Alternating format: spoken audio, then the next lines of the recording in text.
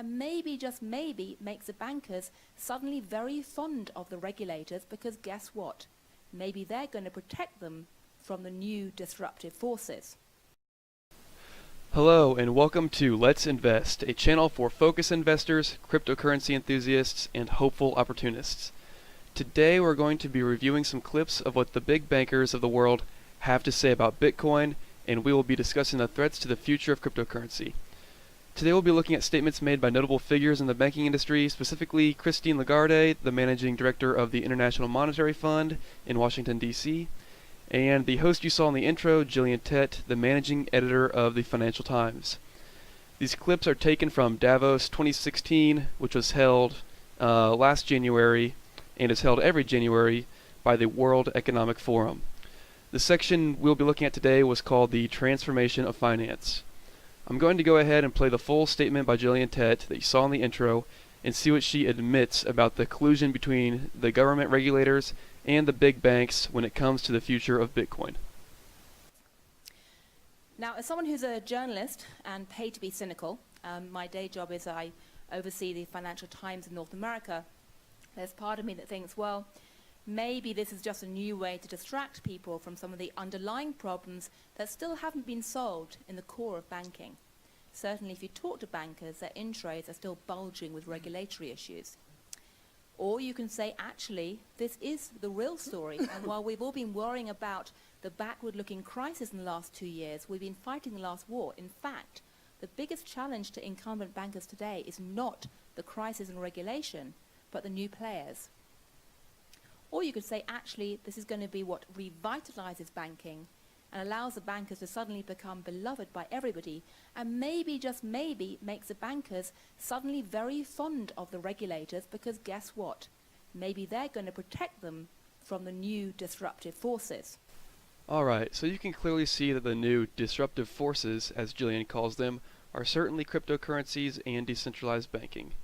When she says the banks will become beloved by everybody, I believe she is implying that during the coming war on Bitcoin, the banking institutions will try to label Bitcoin and other cryptos as some form of dangerous and insecure way to store wealth, thus creating more false trust in banks.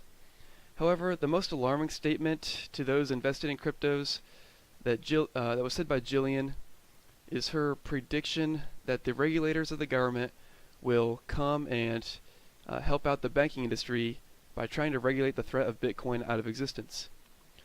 I do believe this will certainly be attempted if Bitcoin starts to become mainstream. The government regulators, in effort to keep the dollar strong and their pockets full of campaign funds from Morgan Stanley donations, will try to label Bitcoin as a dangerous and unprotected asset that only anarchists or criminals use. Which, as you probably know because you're watching this channel, simply is not true. And the question is, will they succeed? Let's switch over to another clip and see what Christine Lagarde, I believe her name is, the managing director of the International Monetary Fund, has to say about virtual currencies. And small item, maybe nothing to worry about. But just like so many things, you know, it's a bit like the tale of two cities. It was the best of time, it was the worst of times. Well, virtual currencies, you could argue, is extremely beneficial. Beneficial for the customers. It brings better value, it reduces costs, it provides financial inclusion, it provides versatility, it reaches out to places where people were not bankable in some very far and remote places where technology is beginning to make huge entries. That's the best of time. Worst of time, it's a great instrument for crime, because a lot of it has nothing to do with central control, with the central banks, with supervision, with regulatory environment, and it's a very nice way, and people who look into how terrorism is financed will tell you a lot more than I would, but I've heard them. But it's certainly a potential instrument for illicit transactions, for money laundering, for terrorist financing. Equally, if it was to develop significantly, it would be also a potential threat to financial stability, because it's completely outside the realm of regulated activity. And Alright, so what Christine was saying is pretty obvious. She doesn't see cryptos as a threat now, but just to be safe, they have already prepared the argument to shut it down if it becomes too popular and seems to be a threat to financial stability, as she calls it, which is just a propagandist way of saying, my job. Let's move on to a part of the conference that I found very interesting, where the audience, full of mutual fund managers, CEOs of financial institutions, and economists, share their opinion on the future of cryptos. How many of you have ever used a robo-advisor? Okay, 3 of you, 4 of you. Interesting.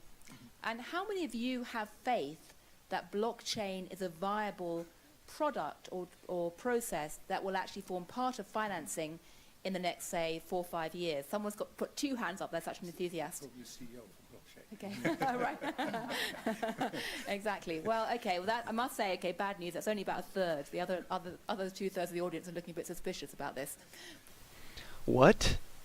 Bad news? It's only about a third? My guess is the other 2/3 just haven't done their research yet. They've probably listened to the propaganda from the top down, saying that it's just a doomed currency model.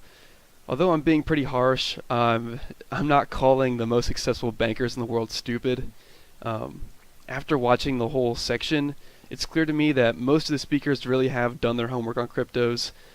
They just seem to be putting up a front and acting like it's not a big deal, probably in order to keep it out of the headlines for now. I mean, they don't want the word Bitcoin plastered on the front of every newspaper in the whole world, where people can go out and research it for themselves. And then maybe it's not a big deal to them. Maybe they think it's too complicated for the average person to understand, and thus use, for the time being anyway. They probably foresee good economic times ahead, which will strengthen the trust in banks and not give people a reason to turn to Bitcoin as a store of wealth. With all things considered, it seems that Bitcoin's biggest hurdles in the future will be becoming understood, becoming trusted, and becoming easy to use first, and then probably facing massive regulation and propaganda attempts by banks and governments thereafter. I think what Bitcoin needs, as hard as it is to say, is actually a severe economic recession, which will both distract the bankers who will be focusing on keeping their borrowers from becoming delinquent, while simultaneously ruining the trust in fiat currency, banks, and the government, making Bitcoin and other cryptos seem more like a stable and secure option. After the economy stabilizes, Bitcoin will have become too widespread to start the tough regulation needed to stop it.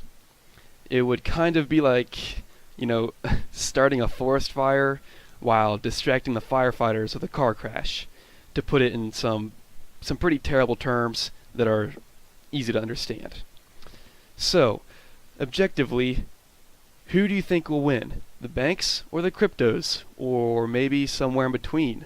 Put your arguments in the comments below, and thanks for watching Let's Invest.